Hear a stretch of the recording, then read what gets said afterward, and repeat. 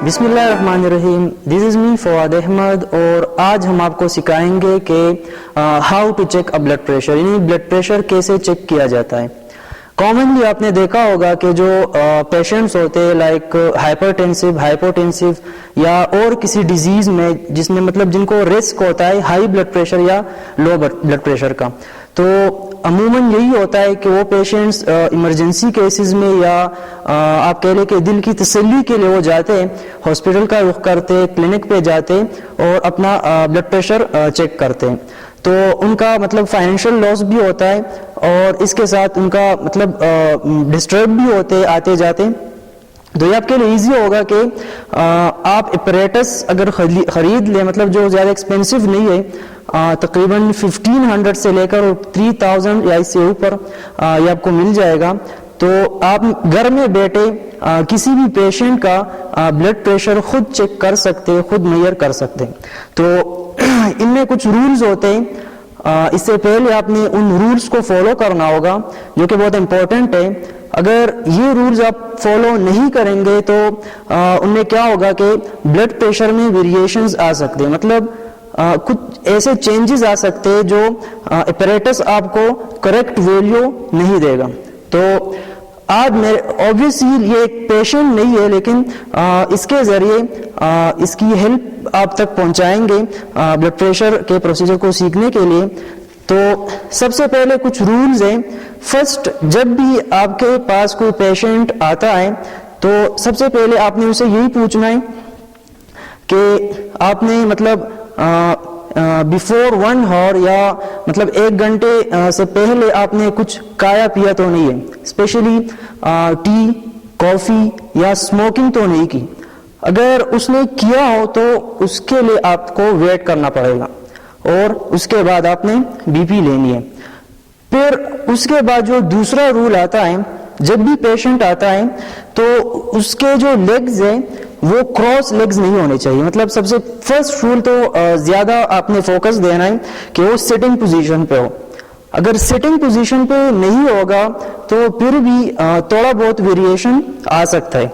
तो एक तो वो सिटिंग पोजीशन पे होना चाहिए, दूसरा है कि उसके जो लेग्स हैं वो बिल्कुल स्ट्रेट होने चाहिए, मतलब क्रॉस लेग्स नहीं होने चाहिए। जो उसके बाद आपने वो करना है, अगर फर्स्ट टाइम आप घर में किसी पेशेंट का बीपी ले रहे हैं तो आपने क्या करना है कि दोनों आर्म पे मतलब दोनों हाथों से आपने फर्स्ट टाइम उसकी बीपी लेनी है। अगर लेफ्ट हैंड या राइट हैंड में किसी भी हैंड में उसकी बीपी जो है वो 5 mmHg से ऊपर आता है तो फिर आपने उसका मीन लेके उस हैंड पे मतलब पर्टिकुलर आपने उसी हैंड से फिर अगली बार भी मतलब इस तरह आगे अगर ब्लड प्रेशर चेक करना है तो उसी हैंड पे आपने ब्लड प्रेशर चेक करना होगा। जो सबसे इंपॉर्टेंट है कि जो प्रोसीजर में आता है कि जब आप ब्लड प्रेशर चेक करते हैं, मेरे पास एक अपरेटस है। इनमें 2 तरह के अपरेटस होते हैं। ये कॉमनली ज़्यादा यूज़ होता है, इनमें डिजिटल भी आते हैं, लेकिन डिजिटल में मसला यह होता है कि वो कभी भी मतलब करेक्ट वैल्यू नहीं दे सकते, इसलिए हम ये अपरेटस यूज करेंगे। तो ये तो आपको पता होगा, ये है आर्म कफ, इसके साथ ये है इन्फ्लेशन ट्यूब, ये इसका वॉल्व, ये मैनोमीटर। तो जब भी आप बीपी ले तो सबसे पहले आपने क्या करना है कि जो अपर आर्म है, एक तो जब बीपी ले रहे होंगे तो मतलब ये बिल्कुल आपका जो आर्म हो वो एक्सपोज होना चाहिए, कोई भी इस पे कोई भी क्लॉथ नहीं होना चाहिए। तो पहले आप इसको एक्सपोज करेंगे और उसका हैंड जो है वो बिल्कुल सीधा करेंगे। उसके बाद उस पे कफ आप बांधेंगे।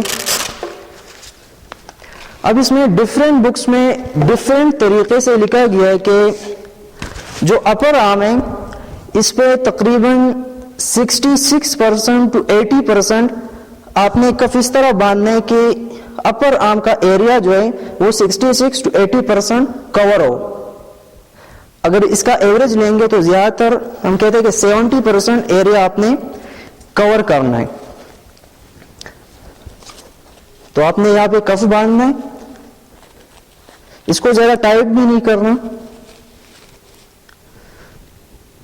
कफ बांधने के बाद इसे कहते हैं स्टेथोस्कोप।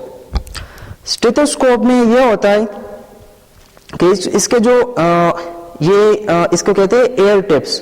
तो ये एयर टिप्स हमेशा बाहर की तरफ होने चाहिए और फिर आपने एयर्स में लगाना है। उसके बाद इसका जो डायफ्राम है, पहले आपने इसको चेक करना है। इसका जो बेल है इसको ऑन करना है, चेक करना है। फिर आपने क्या करना है कि अब इसमें दो तरह के मेथड्स होते हैं। ब्लड प्रेशर को चेक करने के हम दो तरह के मेथड्स यूज करते हैं।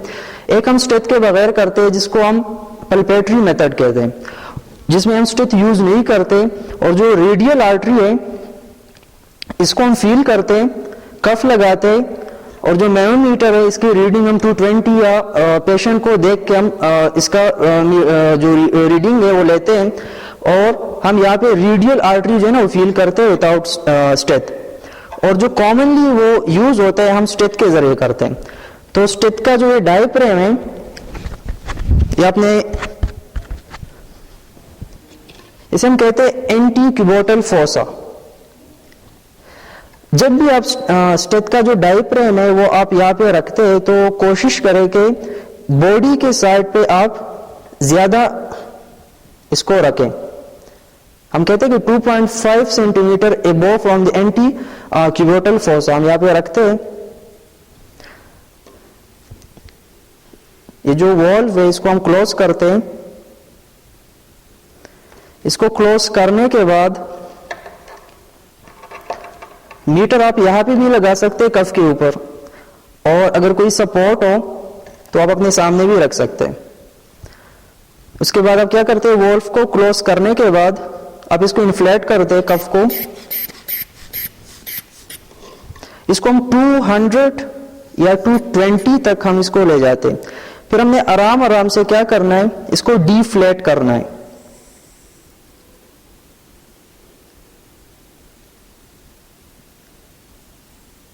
डीफ्लेट करने के बाद आपको जो फर्स्ट साउंड जो सुनाई देता है, इसका ये मतलब नहीं कि जब भी आपको साउंड सुनाई दे, अब इसका जो सिस्टोलिक होगा, सिस्टोलिक हमारे पास ऊपर वाला, हम कहते हैं ना कि ऊपर का जो ब्लड प्रेशर है वो 120 होता है और जो नीचे वाला होता है वो 80 तक जो नॉर्मल होता है। तो जो फर्स्ट साउंड आपको सुनाई दे तो उसे हम कहते हैं सिस्टोलिक ब्लड प्रेशर।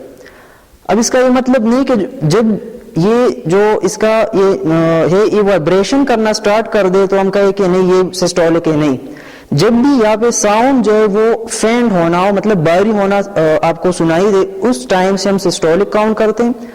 जब आपको साउंड खत्म होना, मतलब आप जब बिल्कुल सुन नहीं सकते और साउंड खत्म हो जाए, वो उसे हम कहते हैं कि डायस्टोलिक ब्लड प्रेशर है। तो आपने इस तरह से ब्लड प्रेशर को चेक करना है। और हम ब्लड प्रेशर को दूसरा नाम कहते हैं साइलेंट किलर। तो ये ऐसे होता है कि कुछ हाइपरटेंसिव पेशेंट होते हैं जो जिनका जो ब्लड प्रेशर होता है वो 200 पे भी चला जाता है, लेकिन उनको बिल्कुल पता नहीं होता, मतलब कोई सिम्टम उनमें आपको नजर नहीं आएगा, कोई हेडेक नहीं होगा, सर का कोई चक्कर नहीं होगा, मतलब सर कोई डिजलिंग वगैरह ये नहीं होगी। तो इसलिए हम इसको कहते हैं कि साइलेंट किलर है। और उस टाइम आपको चांसेस बहुत है, मतलब आपको ब्रेन हेमरेज हो सकता है, आपको इस तरह स्ट्रोक में आप जा सकते हैं, तो पैरालाइज हो सकते हैं, तो बहुत से उसमें वो रिस्क है। तो इसलिए आपके लिए ये बहुत इजी होगा। और इम्पोर्टेंट भी है कि आप घर में बैठ के अपरेटस लें, अपरेटस से आप इजीली आप ये प्रोसीजर जो है ना ये आप सीख लें और घर में बैठे आप इसको पेशेंट की जो ब्लड प्रेशर है वो आप चेक कर सकते हैं।